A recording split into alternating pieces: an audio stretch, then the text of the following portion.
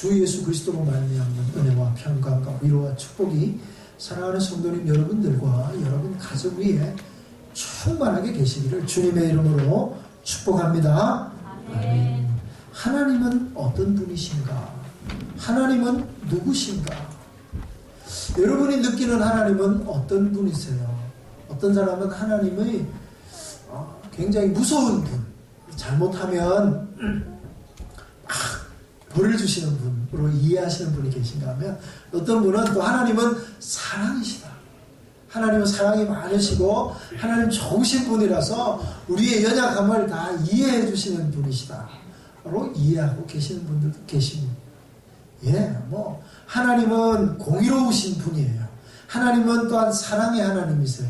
이 사랑과 공의가 공존하시는 하나님이시기도 하죠. 그래서 우리가 하나님이 누구신가 하는 부분들은 끊임없이 알아가야 하고요, 더 많이 알아가야 되는데, 오늘은 여호와 샬롬, 여호와 하나님이죠. 샬롬이라는 말은 평강이라는 말입니다. 그래서 여호와는 평강이시다, 하나님은 평화이시다, 이런 의미를 가지는 것입니다. 오늘 기드온이 만난 하나님은 여호와 샬롬의 하나님이었습니다. 참으로 오늘날 세상이 혼탁하고 힘들고 어려운 가운데 진정한 평안이 어디 있을까? 인생에 가장 가치 있는 일은 무엇일까? 라고 묻는다면 많은 사람들이 아마 평안일 것이라고 얘기할 것입니다. 근데 이 평안이 잠시 잠깐 있는 일시적인 평안이 있는가 하면 또 영원한 평안이 있어요. 오늘 이 시간 하나님의 영원한 평안을 맛보는 복된 시간이 되기를 주님의 이름으로 축복합니다. 우리 하나님의 이름이 샬롬이에요. 우리 하나님과 만나고 하나님의 은혜를 누리는 사람 가운데 하나님이 이 평안을 주시는 거예요. 이 평안은 형편이나 상황에 구애받지 않습니다. 내게 있는 평안을 너에게 주노라. 그 말씀하실 때가 언제냐 하면 바로 십자가를 눈앞에 두고 겟세마네에 올라가시면서 마지막 만찬 때, 마지막 식사를 하시고 제자들에게 우리 주님이 내게 있는 평안을 너에게 주노라. 너희는 평안할지어다. 이렇게 말씀하시는 거예요. 사랑하는 성도 여러분, 오늘 세상은 시끄럽고 세상은 혼동스럽고 경제는 어렵고 사회는 혼란스럽다 할지라도 오늘 예배하는 우리 가운데 하나님의 평화가 선포되고 하나님의 평화를 누리는 은혜가 있기를 주님의 이름으로 축복합니다.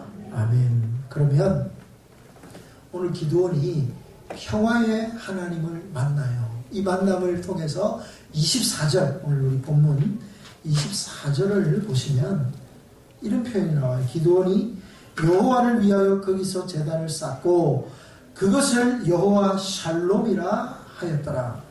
그것이 오늘까지 아비에셀 사람에게 속한 오브라에 있더라. 이렇게 말하고 있습니다. 한마디로 말하면 기드온이 하나님을 만났는데 거기다가 하나님을 위해서 제단을 쌓고 그곳 이름을 여호와 샬롬이다 이렇게 말하는 거예요. 그 말은 무슨 말이에요? 내가 만난 하나님은 평강의 하나님이다라는 거예요. 내가 하나님을 만나고 보니까 그분은 평강이야. 내가 하나님 만나고 나니까 내 마음 가운데 이 평화가 생겼어 라고 이야기하고 있는 것입니다. 여러분, 구약에서 하나님을 만난다는 것은 사실은 굉장히 두려운 일이 아닐 수 없습니다. 이사야가 하나님의 영광을 목도하고는 이렇게 말하죠. 화로다 나여 망하게 되었도다 이렇게 얘기합니다. 베드로가 물고기를 잡다가 깊은 곳에 그물을 던져라 그러니까 베드로가 그물을 깊은 곳에 던졌어요. 그리고는 그 고기를 잡았습니다. 많이 잡고 보니까 예수님인데 뛰어내려오자마자 예수님에게 뭐라고 말합니까? 주여 내게서 떠나소서 나는 죄인으로소이다 이렇게 얘기하는 거예요. 하나님은 거룩하시고 모든 것을 아시고 성결하신 분이기 때문에 그분 앞에 노출되면 우리가 죽을 것 같은 거예요. 그래서 구약이나 성경에는 하나님 만나는 것이 어떤 의미로 좀 두려운 일이었습니다. 그러나 오늘 기드온은 두려운 하나님을 만난 것이 아니라 그 하나님을 만나고 너무나 기뻤어요. 너무나 감사했어요. 너무나 말할 수 없는 평강이 마음 가운데 몰려왔어요. 그래서 하나님의 이름이, 내가 만난 하나님은 샬롬의 하나님, 여호와 샬롬이라고 얘기하는 것입니다. 여러분, 그렇다면 이게 만나게 된 배경을 우리가 조금 살펴봐야 되는데요. 자, 6장 1절 잠깐 보실까요? 이스라엘 자손이 또 여호와의 목전에 악을 행하였으므로 여호와께서 7년 동안 그들을 미디안의 손에 넘겨주니. 여러분, 이 사사기의 기본적인 배경이래요. 백성들이 죄를 지으면 하나님이 징계를 하세요. 징계를 하시면 그들이 고통을 받죠. 고통을 받으면 회개하면서 기도해요. 그러면 하나님이 사사, 구원자를 보내줘요. 이런 쳇바퀴가 계속해서 악순환되어집니다. 범죄하고 징계하고 기도하면 구출해주는. 오늘 마찬가지죠. 여호와 앞에 악을 행하였더니 하나님이 미디안을 들어서 그들에게 고통을 주었다. 근데 그 고통이 어떤 고통이었느냐 하면 3절이죠. 이스라엘이 파종할 때면 미디안과 아말렉과 동방 사람들이 치러 올라와서, 근데 여기서 중요한 단어가 하나 나오는데요. 파종한 때에 이렇게 나와요. 여러분, 우리가 가만히 생각해, 이 미디안 사람이나 아말렉 사람이나 동방 사람들은 어떤 사람들이냐면, 오늘날로 얘기하면 쉽게 하면 도둑놈들이에요. 도적질하는 사람들. 산적대 이렇게 보는 거예요. 이 사람들은 농사를 짓지 않아요. 유목 좀 하는 거죠. 그러다 보니까 늘 식량이 모자라요. 그러다 보니까 농사를 짓는 이런 정착민들에게 습격해가지고 그 사람들이 농사 짓는 걸 뺏어가는 거예요. 이스라엘이 국력이 강하고 군사 체계가 잘 돼 있을 때는 이런 사람들이 잽을 못 쓰다가 나라가 힘이 없어지고 혼란스러워지면 치안이 유지가 안 되면 그 사람들이 와서 도둑질을 해요. 근데 도둑들이 주로 어디에 가서 도둑질을 많이 하나요? 가난한 집에 많이 들어가나요? 부잣집에 많이 들어가나요? 부잣집에 가야 먹을 게 많죠. 그죠? 그러면 파종할 때에 와야 먹을 게 많겠어요? 추수할 때에 와야 먹을 게 많겠어요? 추수할 때 와야 될 거 아니에요? 근데 얘네들은 바보도 아니고 왜 파종할 때 올까요? 여러분, 우리가 성경을 읽으면서 이런 부분들을 잘 보셔야 돼요. 아, 그냥 와서 노략질하겠구나, 이게 아니라 추수할 때 와서 가져가는 지극히 당연한 일이에요. 근데 파종할 때, 씨를 뿌릴 때 와서 가져갔다.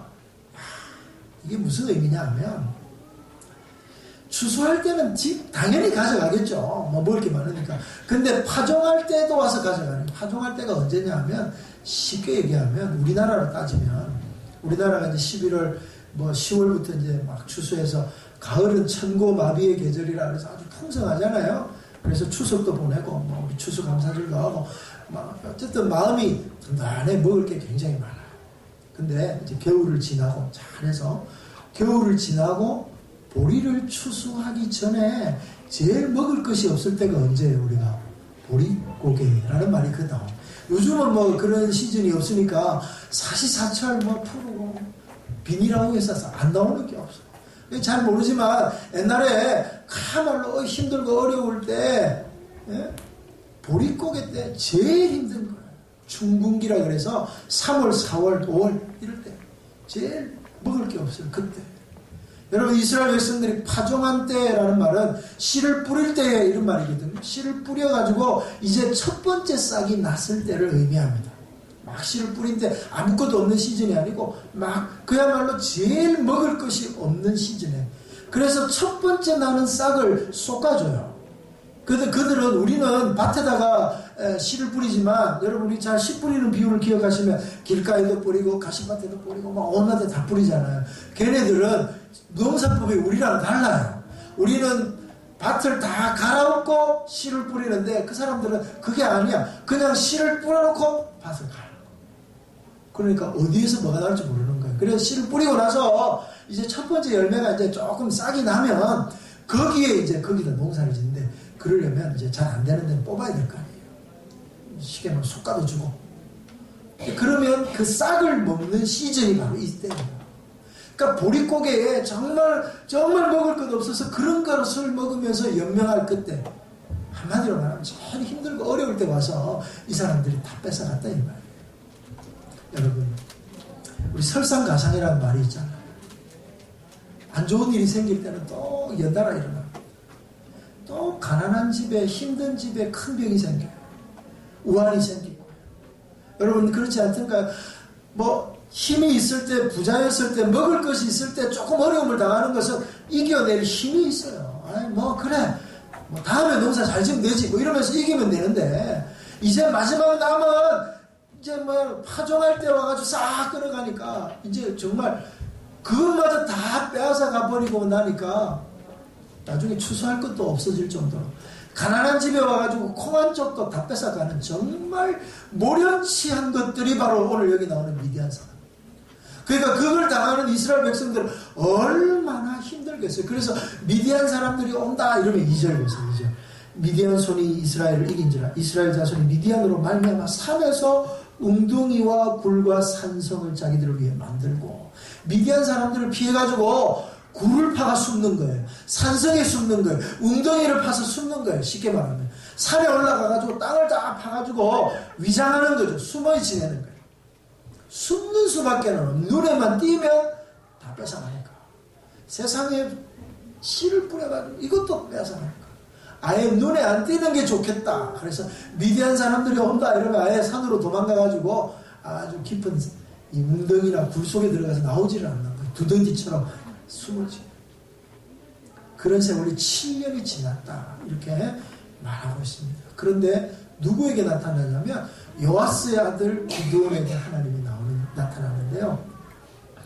이 요아스라고 하는 이름이 절망이라는 이름의 뜻이, 절망의 아들. 여러분 얼마나 상황이 절망적이고 얼마나 상황이 힘들고 어려우면 절망이겠어요. 이름 자체가 야베스, 근심 이런 뜻이에요. 야베스라는 이름이. 자기 어머니가 이 아이를 놓고 얼마나 근심하고 얘는 정말 힘들게 살 거야. 그래서 아들 이름을 근심이야. 이름도 희한하죠. 여러분 옛날에 딸만 많은 집에는 딸만 8이 쫙 놓고 다음에는 아들 낳으라고 8번째 딸 이름을 뭐라 그래요? 종말이, 끝순이 이렇게 이름 붙이잖아요. 말자, 그렇지. 이제 딸은 그만, 딸금이, 하여튼 이런 이름을 막 그때 지었단 말이에요. 그것처럼 상황이 얼마나 힘드냐, 절망이라고 이름 붙여. 자기 아버지 이름이 절망인 거예요. 그러니까 그 집은 어떻게 했어요? 그야말로 집안 분위기가 절망적인 거야. 집안 분위기가 늘 부정적이고, 야 우리는 뭘 해도 안 돼. 가난한 집 중에도 제일 가난하고 제일 힘든 가운데 있는 사람이 바로 누구라고요? 기드온. 그 사람에게 하나님이 나타나셨다. 오늘날 사람들이 335 앉아서 이야기하면서 참 힘들다, 지금까지 살면서 지금만큼 힘든 때가 없었다 이런 얘기가. 언제나 그렇죠. 언제나 지금보다 힘든 때는 없어요. 언제나 현재가 제일 힘들어. 정말 경기도 안 좋고 회사도 힘들고 전부 다 힘들어. 그래서 다 힘들다 하는 그런 절망의 시대, 상실의 시대, 오늘은 순실의 시대라고 그러더라고요. 여러분 우리 이런 상실의 시대에 우리가 살고 있잖아요. 그러면서 정말 마음을, 정치를 봐도 경제를 봐도 사회를 봐도 어떤 환경을 봐도 야 이래가 이 나라가 소망이 있겠나, 이거 이러다 큰일 나는 거 아니야 라고 하는 불안함이 우리를 엄습하고 있습니다. 여러분 집은 어떻습니까? 여러분 가정은 어떻나요? 여러분의 직장은 어떻습니까? 여러분의 자녀들은 어떤가요? 여러분 살림은 좀 나아지셨습니까? 이건 내가 한 말이 아닌데, 그죠? 뭐 좀 어떻습니까? 좀 살만하신가요? 정말 죽겠습니까? 오늘 지금 이스라엘의 상황이 그런 상황이라는 거 여러분 잘 보세요. 그럴 때 하나님이 찾아오시는 거예요. 우리가 하나님을 찾는 게 아니고 하나님이 우리를 찾아오는 거예요. 우리가 힘들 때, 우리의 위기일 때, 여러분 인간의 위기일 때 하나님의 기회인 줄로 믿습니다. 우리가 힘들고 어려울 때 하나님 우리를 찾아오셔서 우리를 일으켜 주실 줄로 믿습니다. 그분이 우리를 찾아오셨어요. 기드온을 찾아오셨어요. 그리고 그분이 기드온에게 이렇게 말합니다. 보자마자 이렇게 큰 용사요. 지금 기드온이 큰 용사인가요? 기드온이 뭐 하는 사람이에요? 오늘 11절에 보니까 사람들에게 알리지 아니하려 밀을 포도주 틀에서 타작하더니, 이게 한마디로 기드온이라는 사람을 설명해 주는 말이에요. 소심한 사람인 거죠. 자기 혼자 먹고 살려고 이제 막 숨어가지고 알려지면 또 언제 뺏길지 모르니까 그야말로 거기 있는 이스라엘에 있는 수많은 사람들 가운데 한 사람, 절망하고 있는 사람들 가운데 한 사람, 그래도 한번 살아보겠다고 막 혼자 애쓰는 사람, 평범한 사람, 그 사람에게 찾아오셔서 큰 용사예요. 기드온은 자기 몸 하나도 간수 못하는 사람인데 그를 향해 큰 용사요 이렇게 얘기하는 거예요. 나중에 기드온이 하나님의 뜻을 따라서 이제 뭐 미디안을 물리치는 민족의 용사가 돼요. 그래서 미래를 보시고 하나님이 큰 용사요 이렇게 부르셨나요? 물론 그런 측면도 없지 않아 있어요. 그러나 그렇지 않아요. 더 중요한 건 하나님의 말씀에 다 답이 있어요. 큰 용사요. 그 다음에 뭐라고 합니까? 여호와께서 너와 함께 계시도다. 할렐루야. 무슨 말이냐면 네가 큰 용사가 될 건데 너가 왜 큰 용사가 돼? 너는 평범하고 너는 수많은 사람들 가운데 한 사람에 불과하지만 미래를 포도주 틀에서 타작하는 연약한 한 사람에 불과하지만 여호와께서 너와 함께 하심으로 너는 큰 용사야. 아멘. 이거예요. 다윗은 그냥 목동에 불과했습니다. 그냥 아버지 이새도 이 자기 아들 다윗을 주목하지 않았어요. 그렇지만 그 사람 하나님께서 골리앗이 온 이스라엘 백성을 조롱할 그때에 하나님이 다윗과 함께 하시고 그래서 너는 칼과 창으로 나오지만 나는 만군의 여호와의 이름으로 나간다. 돌 어떤지 이기잖아요. 뭘 우리에게 보여주고 있습니까? 한마디로 말하면 연약하고 작은 아이에 불과한 다윗도 하나님의 영이 임하니까 하나님이 함께하니까 골리앗을 이기는 용사가 된 줄로 믿습니다. 여러분 다윗이 하나님과 함께 하심으로 모든 대적이 다 엎드려지는 거예요. 그래서 다윗의 시대에 이스라엘 나라가 가장 강성하고 영광스러운 나라가 됩니다. 그러다가 다윗이 범죄하여서 하나님 앞에 징계를 받죠. 그러면 그가 침상을 적시면서 하나님 앞에 기도합니다. 자기 침상이 젖을 정도로 하나님 앞에 회개하며 눈물로 기도하는데 그게 바로 시편 50편이에요. 주여 내 죄를 도말하여 주시고 나를 용서하여 주시고 하면서 아주 획기적인 이야기를 하는, 그러나 주님 내게서 성령을 거두지 마옵소서. 주님 내게서 떠나가지 마옵소서. 이렇게 얘기하는 거예요. 하나님이 나와 함께 하시면 골리앗도 이기고 하나님과 나와 함께 하시면 내가 모든 대적에게 승리할 수 있지만 내가 죄를 지었다고 해서 하나님 나를 버리지 마시고 나를 떠나지 말아달라고 얘기하는 거예요. 여러분 지극히 작은 한 사람 기드온이지만 하나님이 그와 함께 하실 때 그는 미디안이 벌벌 떠는 하나님의 강한 용사가 될 줄로 믿습니다. 우리가 작은 사람이고 작은 아이고 평범하고 아무것도 아닌 사람이라 할지라도 하나님의 영이 우리와 함께하고 하나님이 우리를 붙잡으면 오늘 우리는 강한 용사가 될 줄로 믿습니다. 여러분 우리는 그렇잖아요. 어떻게 보면 너무나 작고 평범하고 나 한 몸 간수하기, 나의 가족 하나 추스르기도 힘든 사람 아니에요. 그런데 그런 우리를 향해서 주님이 큰 용사요, 강한 용사요, 내가 너와 함께 할 것이다. 볼지어다 세상 끝날까지 내가 너희와 항상 함께 할 것이다. 너는 가라. 모든 족속으로 제자 삼고 너는 가라. 내 증인이 되라. 너는 가라. 이렇게 말씀하시는 거예요. 예수님이 돌아가실 때 십자가에 못 박히실 때 다 제자들이 두려워 떨며 다 도망갔어요. 예루살렘에서 엠마오로 도망가다가 예수님 만나요.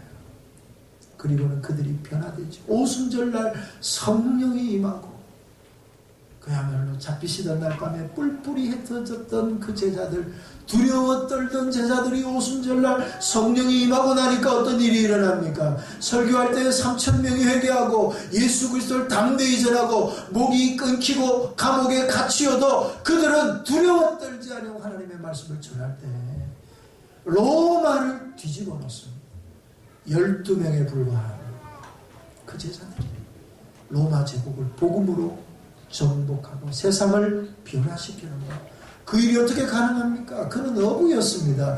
그들은 정말 보잘것없는 사람들이었습니다. 그런데 하나님이 함께 하셨어요. 강권은 내 능력에 있지 않아요. 나는 능력이 없어서 우리는 능력이 없어요. 내가 할 줄 아는 게 없어서 우리는 할 줄 아는 게 없어요. 그러나 하나님이 나와 함께 하시면, 하나님이 우리 가운데 함께 계시면 모든 절망은 물러가고 모든 아픔은 물러가고 하나님 주시는 평강과 기쁨과 감사가 우리 가운데 있게 될 줄로 믿습니다. 여러분, 이 은혜를 아세요? 하나님과 함께 하시는 분은 이 은혜가 무엇인지를 알아요. 오늘 이 시간 하나님과 함께 하시는 은혜를 날마다 누리시는 여러분 되기를 바랍니다. 주님이 우리에게 약속하셨어요. 세상 끝날까지 내가 너와 함께 있을게. 내가 모세와 함께 했던 것처럼 내가 너와 함께 할게. 두려워 마라. 걱정하지 마라. 내가 잠시 떠나 있어도 보혜사 성령이 너희 가운데 오실 거야. 우리 주님 이제 우리 안에 들어오셔서 한 번도 우리를 버리지 아니하시고 한 번도 우리를 떠나지 아니하시고 우리와 함께 계시는 줄로 믿습니다.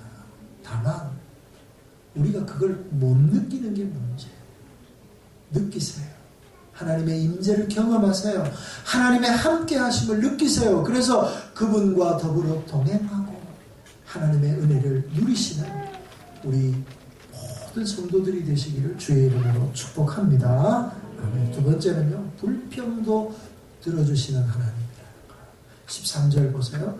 기드온이 그에게 대답하되 오 나의 주여, 내가 너와 함께 하겠다. 그러니까 하나님께 나의 주여 여호와께서 우리와 함께 계시면 함께 계시겠다 그랬는데, 함께 계시면 어찌하여 이 모든 일이 우리에게 일어납니까? 어떻게 해서 우리가 이렇게 미디안에게 고난을 받고 가난하고 더 궁핍하고 가난에 먹을 것도 없는데 와 파종할 때 와서 싹 쓸어가는 이런 기가 막힌 상황을 우리가 맞닥뜨려야 합니까?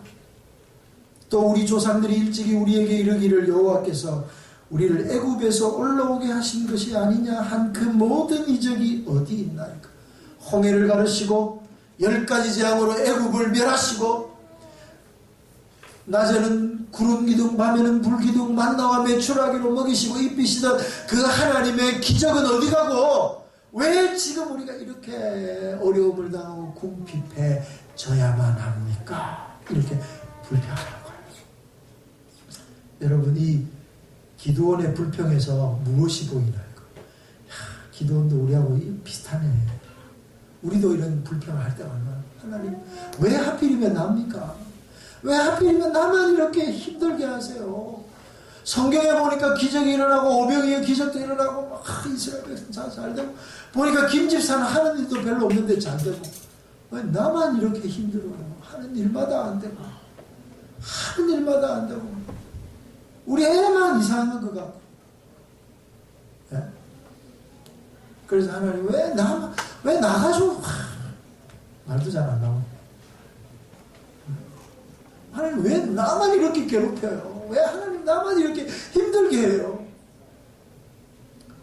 제가 요즘 새벽마다 기도할 때 그런 기도, 하나님 나에게 왜 이러시? 분명히 말씀하시지 않았어요. 나 죽겠어요. 하나님 이럴 수 있습니까? 목사님도 그래요? 예. 요즘 제 기도 제목이 하나님 어찌하여.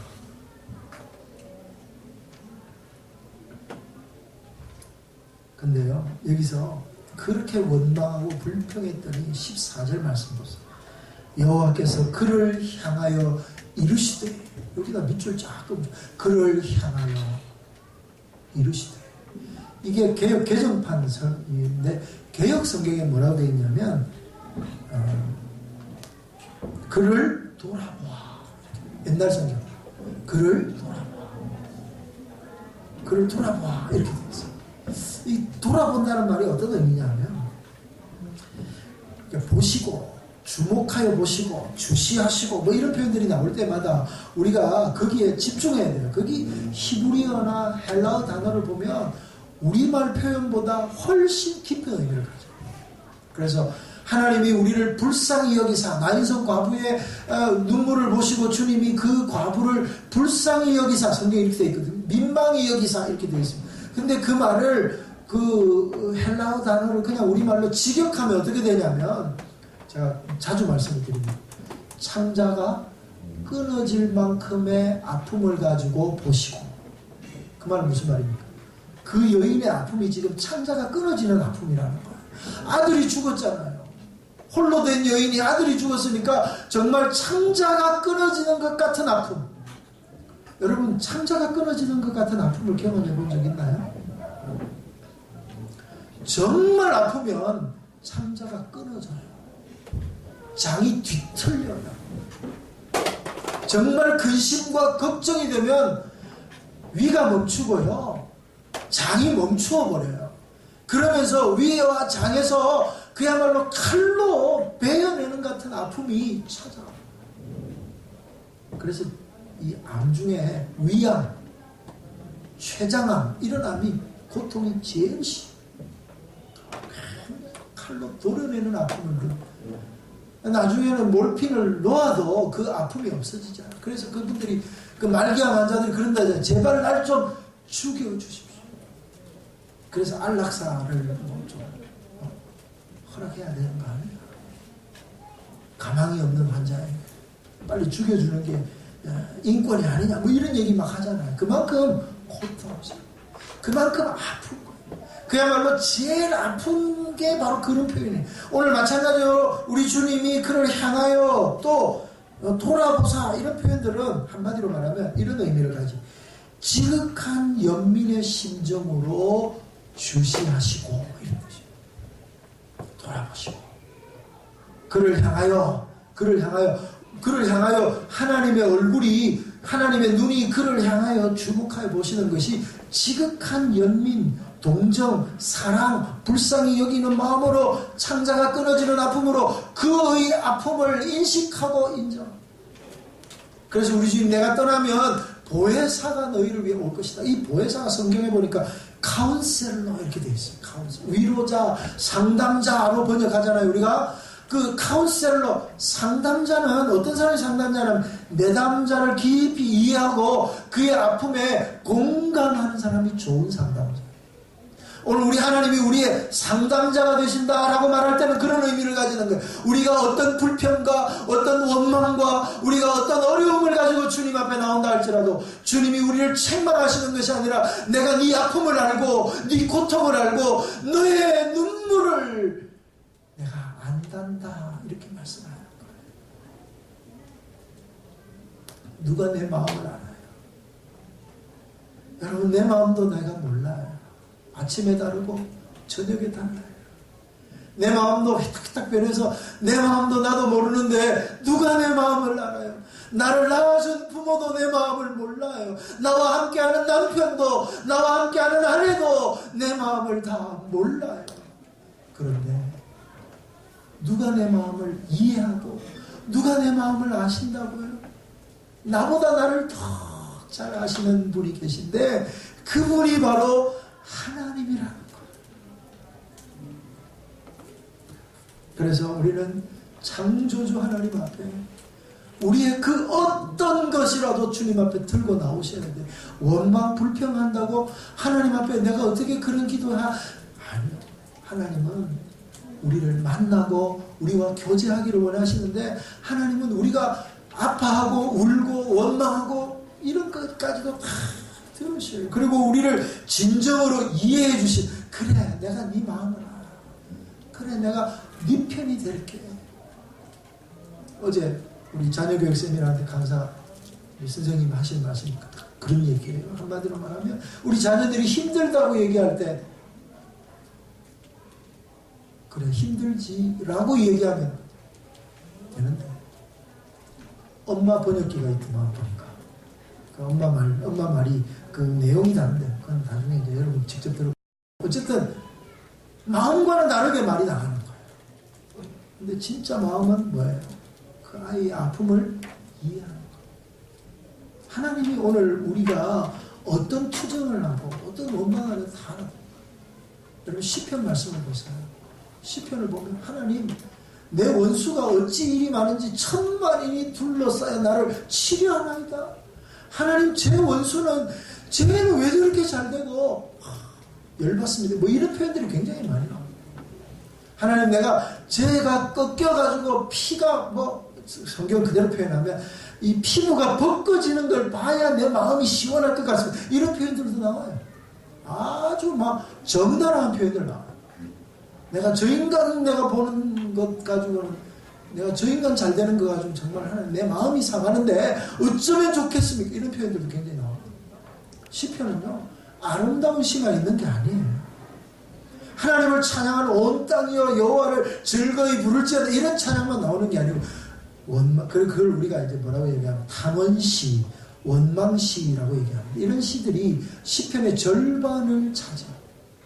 하나님 앞에 자기의 원수, 자기하고 원한을 맺은 사람들을 고발하고 그것 때문에 하나님 앞에 삐져서 하나님을 원망, 하나님 어떻게 내 원수는 잘되게 하고 나는 이렇게 힘들게 하고 이럴 수 있습니까? 이런 시들이 굉장히 많아요.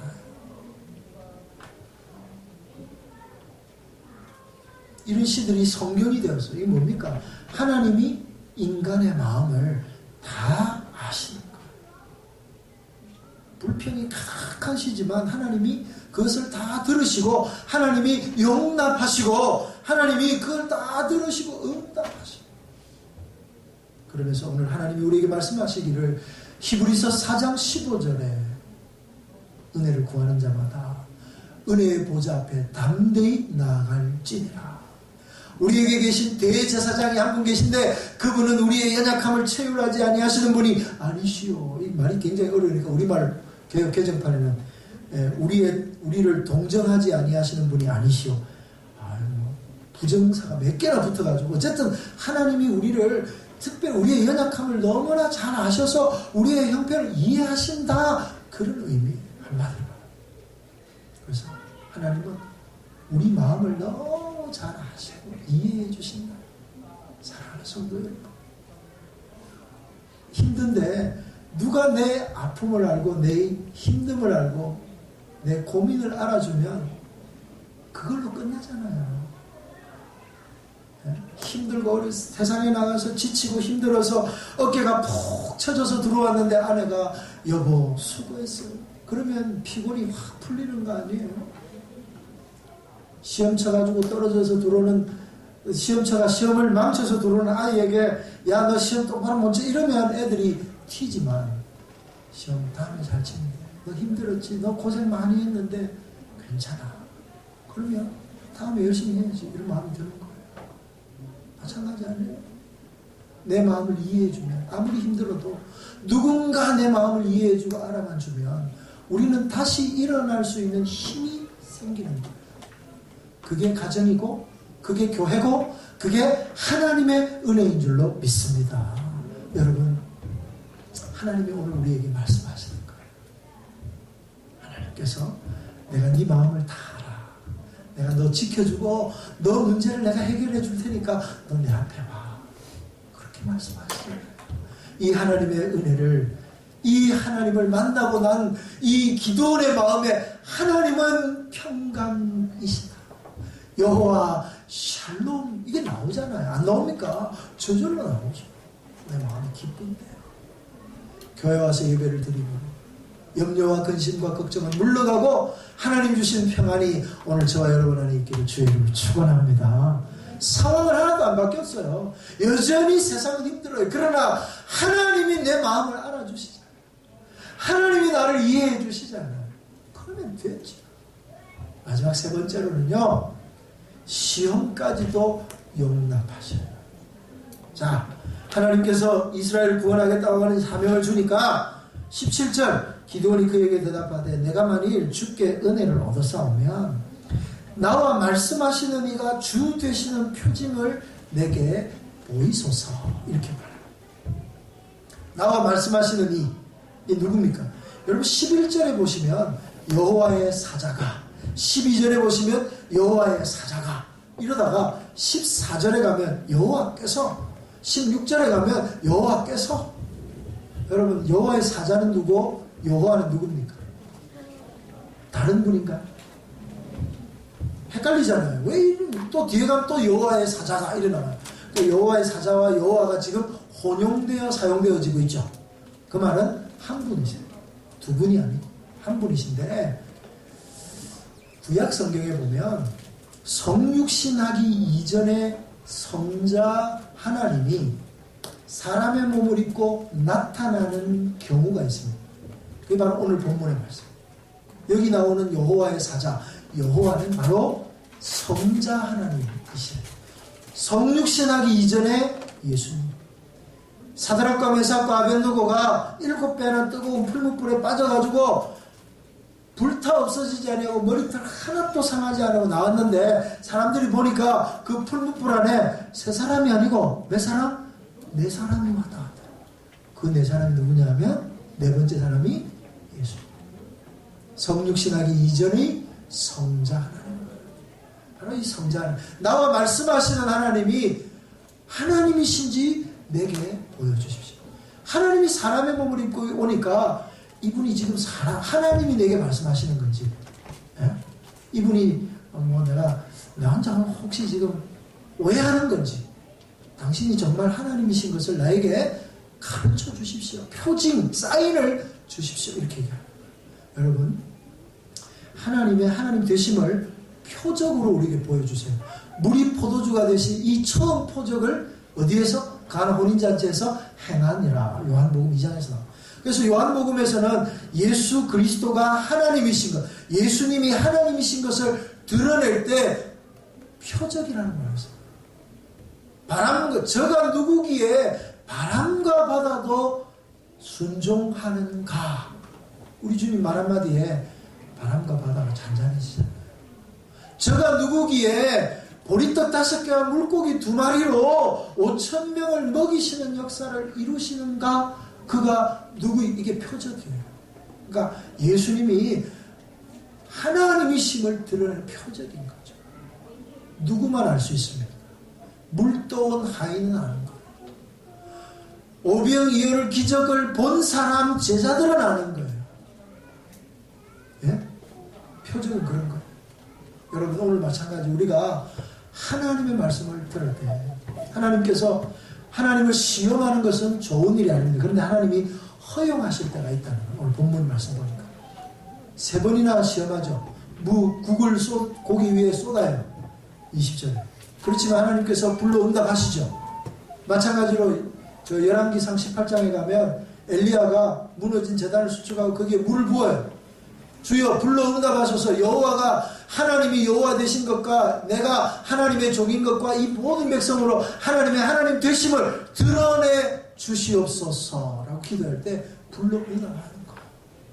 하나님의 하나님 되심을 선포하기 위해서 하나님이 강력하게 역사하시는 거란 말이죠. 마찬가지로 오늘 그런 일들이 나타나요. 그래도 안 믿어지는 거예요. 그래도 한 번 더 내가 시험해야 되는데, 하나님 양털을 놓고 다른 땅은 다 마르게 하시고 양털만 적게 해주세요. 아침에 일어나 보니까 양털만 젖었거든. 정말이네. 그래도 마음에 확신이 안 생기는 거야. 하나님 한 번 더 기도하면 하나님 진노하지 마옵소서.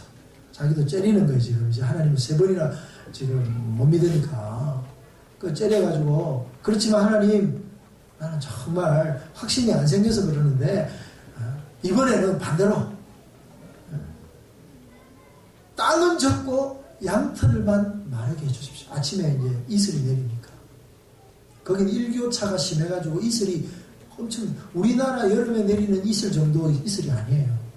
그 나라 이슬은 거의 아침에 비 온다 이 정도로 오는 거예요. 그래서 건기 때 그 아침에 이슬로 농사를 짓습니다.